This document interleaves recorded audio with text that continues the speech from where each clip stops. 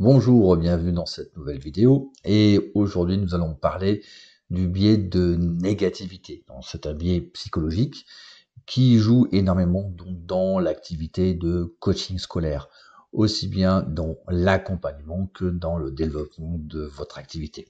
Alors j'en dis pas plus, on va voir ce que c'est ce biais de négativité et comment il joue dans l'accompagnement et le coaching scolaire. Allez, c'est parti. Alors, le biais de négativité, qu'est-ce que c'est? Voilà, je viens de les placer. Le biais de négativité, ben déjà, il faut savoir ce que c'est un biais psychologique. Hein. Donc, un biais de négativité, c'est un biais psychologique. Un biais psychologique, c'est une perception qui trompe le jugement de notre cerveau. Donc, c'est une distorsion dans le traitement de l'information.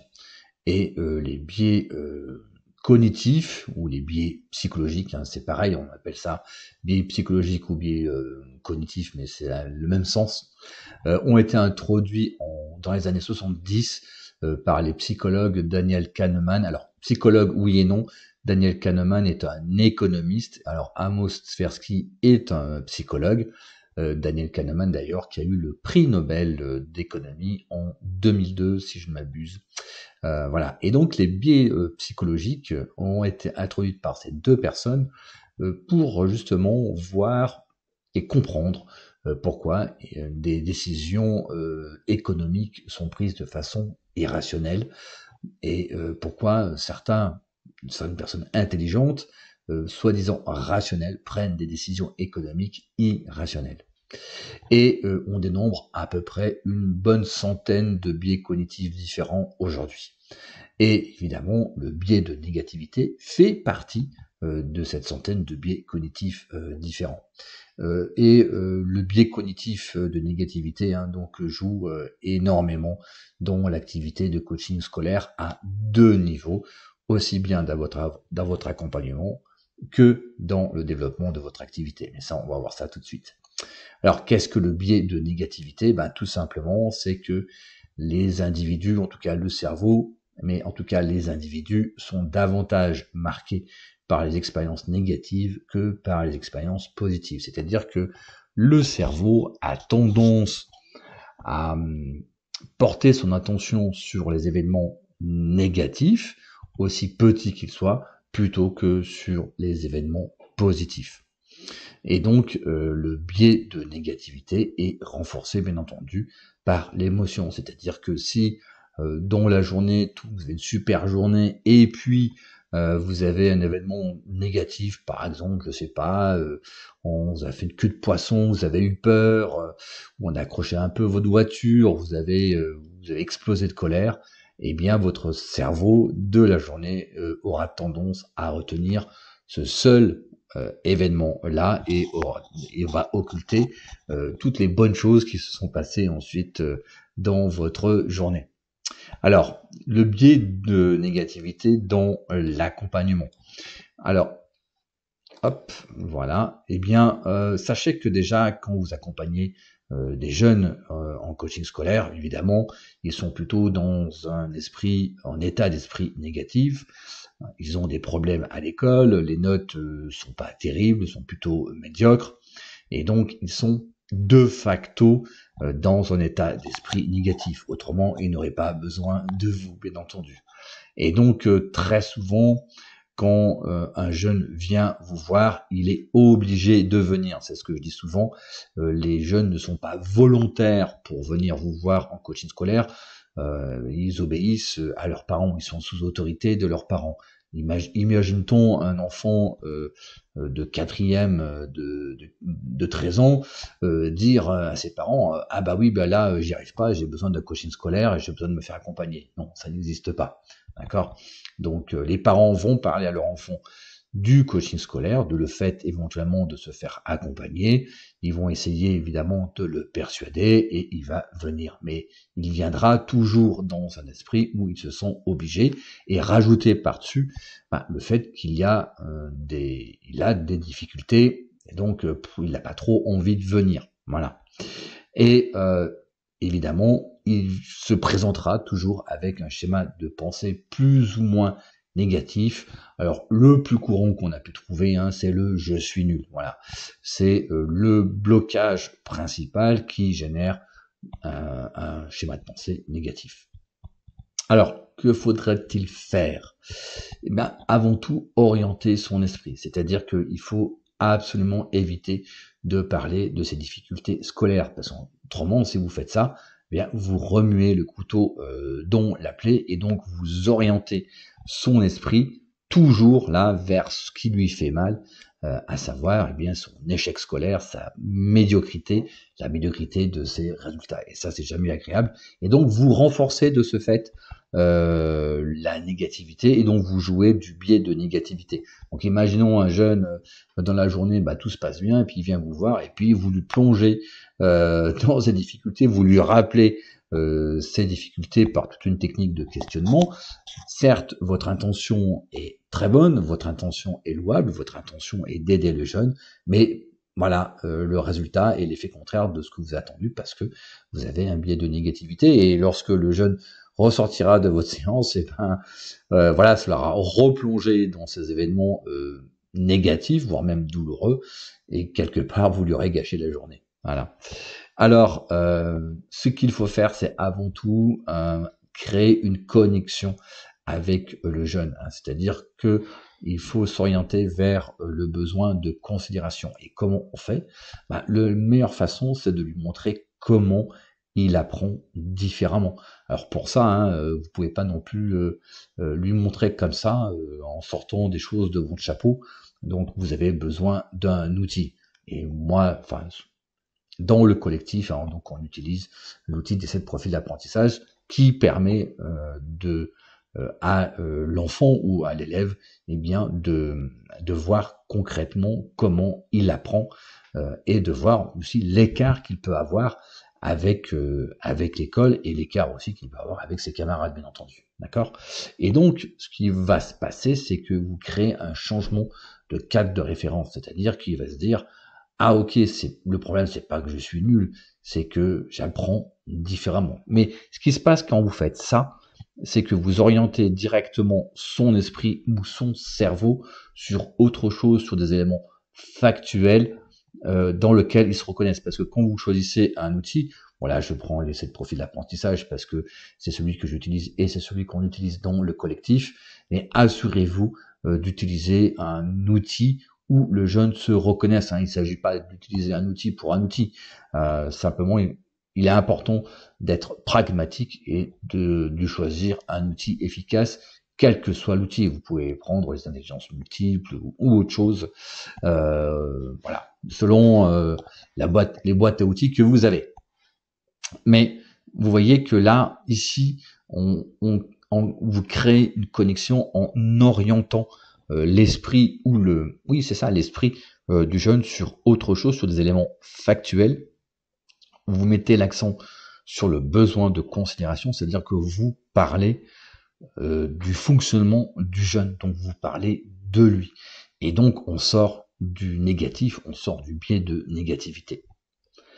Alors, vous me direz, et maintenant dans le développement de votre activité, comment on joue le biais de négativité? C'est un peu près pareil, à savoir que là, vous avez vos blocages, et on a tous, moi compris, tous nos propres blocages. Alors là, je vais faire une liste qui est non exhaustive, mais très souvent, quand vous développez une activité quelle qu'elle soit, hein, vous avez le syndrome de l'imposteur. Ça, c'est un blocage bien connu, hein, le sentiment de ne pas être vraiment à la hauteur, qu'il vous manque quelque chose. Vous avez aussi le peur du refus, hein, le peur du non, le peur du rejet. Quand vous démarchez des parents, quand vous allez voir des acteurs comme des associations de parents d'élèves ou des enseignants ou des directeurs d'école, voilà, on a toujours un peu peur du refus et peur du non. Donc, ce qui va se passer, c'est que avec vos blocages, eh bien, vos blocages vont inévitablement, quand vous développez votre activité, les blocages vont se manifester. Et le biais de négativité va rendre la situation plus négative qu'elle ne l'est réellement. Donc, Voilà, donc les points négatifs vont prendre plus d'espace. Par exemple, imaginez vous développez votre activité et puis vous voulez vous adresser à une association de parents d'élèves parce que vous estimez que vous adressez à des parents et puis vous voulez faire une conférence par exemple et vous faire connaître, d'accord? Et il se peut que vous appréhendez un peu et puis qu'on vous dise non ou qu'on vous réponde pas. D'accord? Donc, ce qui va vraiment créer chez vous une émotion négative. Et ce qui va se passer, c'est que vous risquez, votre cerveau risque d'être bloqué, telle une voiture dans un banc de sable, hein, qui s'est posée sur un banc de sable dans le désert et qui n'arrive plus à avancer.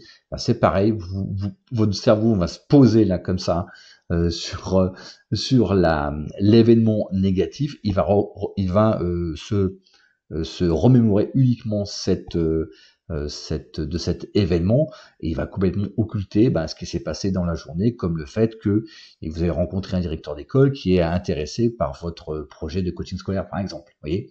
Et donc votre cerveau aura tendance uniquement de retenir peut-être un refus ou même un refus, pas forcément un refus, mais une non-réponse d'une association de parents d'élèves, parce que le président ou le trésorier ou le secrétaire est occupé, ou alors que votre message ou votre email est tombé dans les spams, vous voyez. Mais en tout cas, le cerveau va se planter comme ça dans cette négativité, et donc le négatif aura tendance à prendre plus d'espace. Et donc, les points négatifs vont biaiser la réalité de la situation. C'est-à-dire, ok, vous avez peut-être espéré d'être reçu par cette association de parents d'élèves, on vous a peut-être pas forcément répondu, ou en tout cas vous avez un doute, mais quand même vous avez rencontré ce directeur d'école qui est quand même intéressé, vous voyez. Donc votre cerveau aura tendance à occulter le fait que vous avez été reçu par un directeur d'école qui était intéressé. Et donc, de ce fait, les décisions et les choix que vous faites risquent de ne pas être les bons. Alors, comment faire pour lutter ce biais de négativité? Alors, vous savez, les biais cognitifs, je vous avais dit, il y en a une centaine. On s'est toujours piégé, moi le premier. Le biais de négativité, moi le premier, nous sommes des humains. Les biais cognitifs sont très souvent inconscients et jouent à notre insu. Donc, culpabiliser pour ça, c'est pas le sujet. Hein, c'est normal. Mais ce qui est important, c'est de se rendre compte et prendre du recul.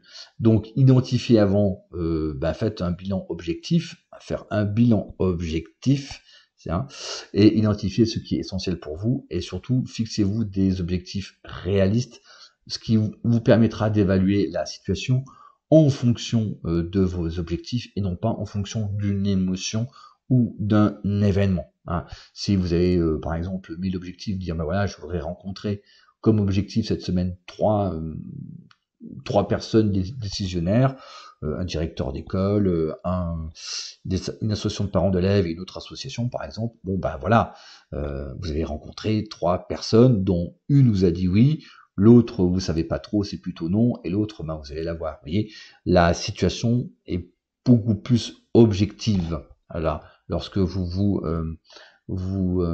faites un point par rapport à vos objectifs qui sont plutôt réalistes. Et aussi, soyez conscient que ce biais de négativité existe et donc prenez du recul. C'est-à-dire que vous pouvez vivre un événement jugé négatif. Si j'en reviens dans mon exemple, cette association de parents d'élèves, vous y comptiez beaucoup et on vous a pas répondu. Vous avez le sentiment que c'est un refus. Ok, vous allez avoir déjà peut-être si vous avez la peur du rejet ou la peur du refus ou l'aversion au rejet, et vous aurez une émotion négative plutôt forte qui va vous envahir. Bon, voilà, ok, c'est aujourd'hui, demain est un autre jour. Et ayez conscience que ce biais de négativité joue et prenez du recul, tout simplement. Mais voilà, on reste humain. Et éventuellement, pour développer votre activité, vous pouvez vous faire coacher ou vous faire accompagner. Le but du coaching ici, c'est du coaching professionnel, d'accord? C'est pas une formation coaching scolaire, c'est de s'adresser à un professionnel coach qui vous permettra de prendre du recul et de trouver quelque part les bonnes solutions. C'est ce que je fais aussi quand vous me demandez une session individuelle stratégique, c'est du pur coaching, c'est-à-dire que j'évalue votre situation, on définit ensemble vos objectifs, et ensuite par une série de questionnements, eh bien je vous mets en perspective l'évolution de votre activité, là où vous êtes bloqué, quelles sont les solutions possibles. Après, évidemment, à vous de prendre les décisions, c'est pas à moi de vous dire ce que vous devez faire, bien entendu. Mais voilà, c'est éventuellement une solution simplement pour prendre du recul. Alors évidemment, chez moi, les sessions individuelles, les sessions stratégiques individuelles sont gratuites parce que ça me plaît, tout simplement. Hein, c'est à peu près 1 heure et demie d'entretien pour simplement définir votre activité, quels sont vos points de blocage et quelles sont les solutions éventuelles. Et puis après, à vous de prendre des décisions. Et donc l'objectif est de vous éclairer, mais vous pouvez aussi vous adresser à un coach professionnel et donc vous faire accompagner pour 1 ou 2 coachings. Donc vous définissez votre problématique. Les coachs professionnels, hein, ce qui arrive, c'est à peu près 100 € de l'heure. Alors c'est vrai que c'est un coût, mais c'est un investissement. Voyez les choses plutôt comme un investissement plutôt comme un coût, parce que si vous voyez ça sur un coût, ça veut dire que c'est une dépense, là aussi c'est négatif. Si c'est un investissement, c'est plutôt pour investir sur votre avenir, donc c'est beaucoup plus positif, je dirais. Voilà, donc c'est tout pour ce sujet sur le biais de négativité. Vous voyez combien ce biais joue. C'est inconscient, ça arrive à tout le monde, et moi le premier, donc là je me répète, mais c'est important d'insister dessus. Ne cherchez pas à éviter absolument toujours le biais de négativité, parce que ça prend énormément d'énergie. Donc voilà, restez humain, mais sachez que ça existe, et là maintenant je vous ai donné la parade pour l'éviter. Voilà, c'est tout et je vous dis à très bientôt. Ciao!